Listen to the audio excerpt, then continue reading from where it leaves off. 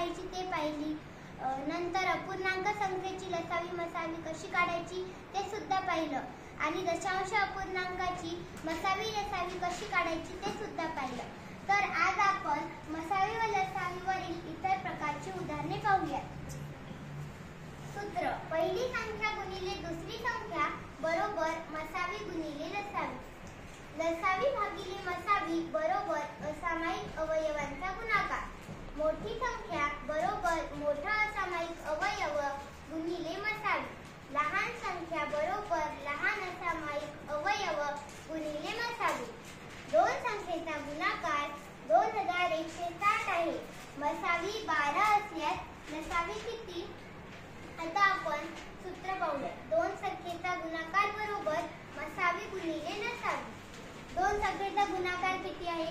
2160 बरोबर 12 ही आपली मसावी आहे आणि लसावी माहित नाही म्हणून लसावी तसंच ठेवायची.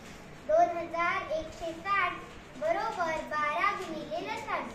लसावी बरोबर 2160 भागिले 12. लसावी बरोबर 180. आता दुसरे उदाहरण.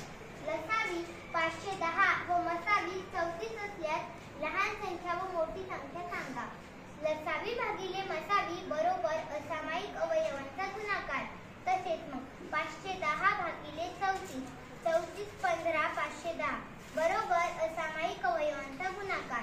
असामायिक अवयवांचा गुणाकार बरोबर 15 बरोबर 5 गुणिले 3.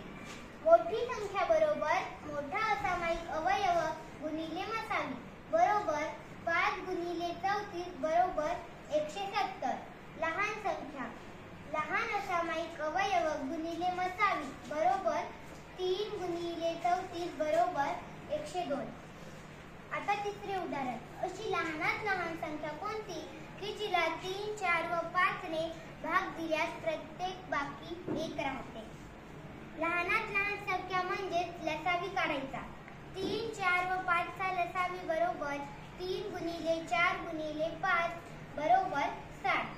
60 या संख्येस 3, 4 व 5 ने भाग दिल्यास बाकी 1 उरते. तर ती संख्या बरोबर 60 अधिक 1 बरोबर 61 आहे.